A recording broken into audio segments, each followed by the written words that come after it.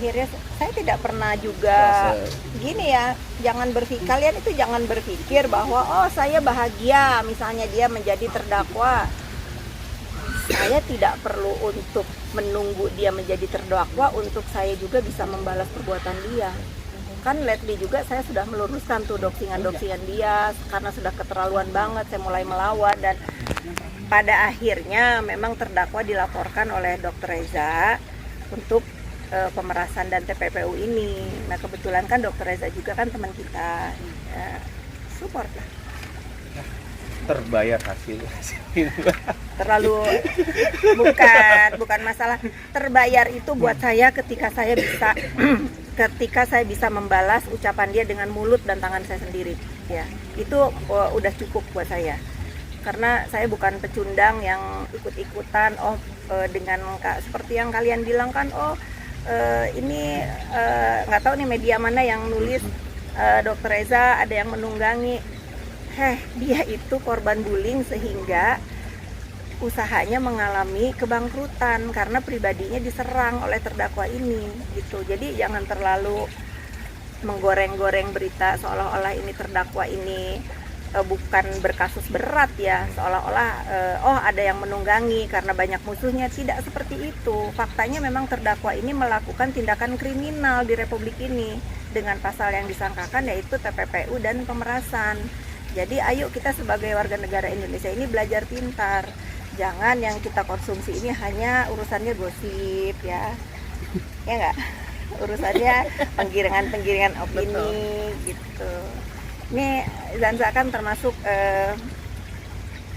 menurut saya masyarakat yang giat mengedukasi di sosial media ya, meluruskan berita-berita apapun, tidak hanya urusan terdakwa, tentang hukum-hukum yang ada di Republik ini.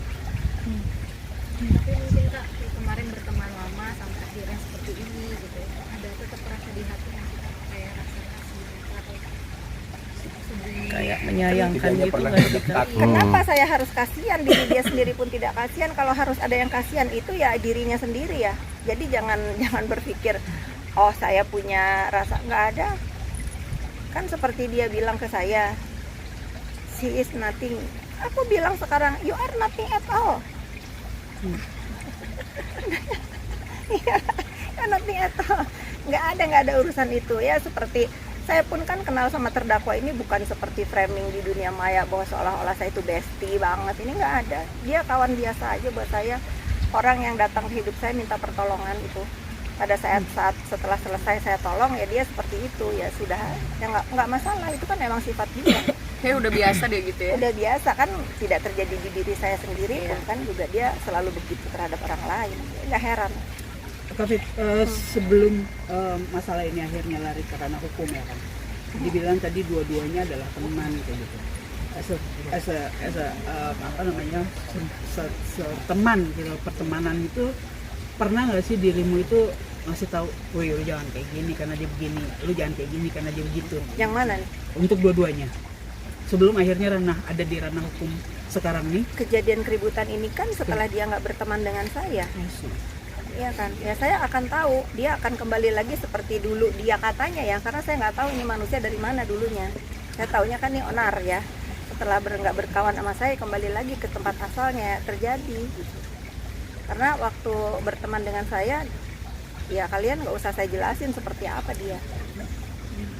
Kak, mungkin melihat anak kakak sendiri itu kan udah sempat video call juga pada saat persidangan gitu. After persidangan, apa yang dikatakannya kepada kakak? Mungkin merasa lega atau seperti apa? Anak saya ngomong apa? Enjoy prison life. Itu kata anak saya. Enjoy. Deal with it. Deal with it. Berarti dia merasa kayak lepas gitu rasanya. Gak terlalu tinggi kalau anak saya harus memikirkan dia, Mbak. Emang dia siapa? Cuman dia melihat jadi pembelajaran buat dia. Ada orang yang pernah ditolong oleh keluarga kami, lalu menggigit, lalu berakhir di penjara ya. Deal with it, gitu aja. Enjoy kata anak saya. setelah persidangan juga jadinya rame Kak setelah muncul video yang Nikita Mirzani ini main handphone. Main handphone, Nah, katanya ini. dapat Seperti apa sih Kak? dapat Nah ini apa. Zarzani, karena ini kan urusannya dengan aturan hukum ya. Bagaimana menurut kamu dengan terdakwa ini main handphone sebelum persidangan?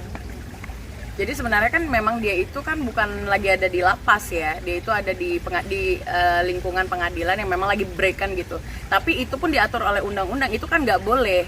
Apalagi kalau yang kita lihat video yang beredar itu kan dia bukan menggunakan untuk telekomunikasi yang urgent, tetapi dia kelihatannya itu bermain sosial media gitu.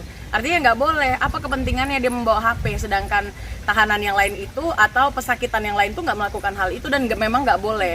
Walaupun sebagian orang bilang wajar karena banyak yang kayak gitu. Iya, kalau gitu kita tidak menormalisasikan pelanggaran gitu. Ya betul, setuju itu saya. Tidak menormalisasikan pelanggaran. Yang seperti tadi dibilang sebenarnya juga ada kok yang kayak gitu. Iya. Ini sebenarnya gimana sih Kak yang harus diperbaiki itu dari sistem apa? Dari sisi mungkin dari kita ya, jangan pernah menormalisasikan. Nanti bahaya kalau sekarang koruptor udah biasa, orang korupsi aja gue. Kan nggak bisa juga kayak gitu. Memang benar, kebanyakan oknum ya nggak boleh kita tambah-tambahin banyak gitu loh. Artinya ini jangankan pesakitannya, anggota kejaksaannya atau lapasnya pun harus lebih hati-hati lagi. Karena kan memang ini aktif sekali sosial medianya. Sama satu lagi saya mau sampaikan, dia ini kan adalah terdakwa dari pembuli ya, salah satunya bully yang dia lakukan. Ini sosial medianya kan terus saja membuli gitu. Mau dia ataupun adminnya itu sama aja. Toh adminnya kan juga nggak bisa kalau tanpa approval dari dia gitu loh. Artinya pihak penegak hukum itu harus harus bisa membatasi itu juga demi menjaga lebih menjaga kepercayaan masyarakat terhadap penegak hukum gitu loh. Dan lebih ke perlakuan yang berbeda dengan Betul, antara si betul. terdakwa Ketimpangan sekarang. sosialnya Ketimpangan kelihatan. sosialnya kelihatan. Setelah ini terjadi akhirnya sebelah menyebut bahwa ini sebuah jebakan karena udah tahu nih. Ah itu kan nah kalau ini jawaban saya ya, karena saya tahu sifat terdakwa ini bagaimana. Jadi kalau dugaan saya ya, si terdakwa ini selalu playing victim. Ketika ketahuan dia melempar bahwa ini kelakuannya kubu yang melapor misalnya. Kan saya lihat tuh di dunia maya di story-nya dia bahwa kan itu ada rekaman CCTV, minta ditangkap siapa yang merekam, saya dukung. Tangkap yang merekam siapa, saya dukung. Karena saya merasa bahwa ada pesan dari terdakwa ini untuk ke pelapor bahwa dia merasa framingnya dia kan dia hebat, dia kebal hukum, bisa ngatur semua. Nah ini yang saya tangkap itu terdakwa ini sepertinya ingin menunjukkan itu kepada pelapor.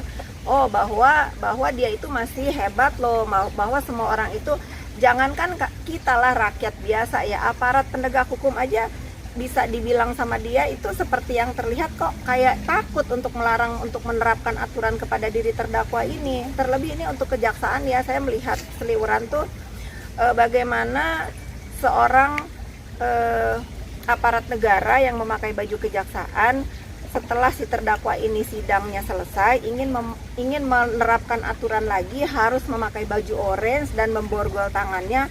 Kok seperti orang yang ketakutan untuk memborgol tangan terdakwa ini? Di mana marwahnya kejaksaan ini di mata terdakwa ini? Ini kan disaksikan berjuta penduduk Indonesia. Kok saya yang bukan kejaksaan aja ya, nggak ada keluarga juga saya di kejaksaan, kok saya sakit hati melihatnya ya, kok kayak takut banget gitu. Dan herannya lagi karena memang ini di negeri Konoha, kata netizen, yang dibully itu yang memakai seragam gitu. Ini buat kepala kejaksaan, mungkin ini pendapat dari saya juga, saya sangat prihatin ya dengan apa yang terjadi di ruang persidangan. Kok ada pegawai kejaksaan, aparat negara gitu ya, yang bisa menurut saya itu dilecehkan oleh terdakwa gitu, karena dia lari-lari tangannya dan akhirnya dibully kan yang ingin memasangkan borgol ke tangan terdakwa gitu sih.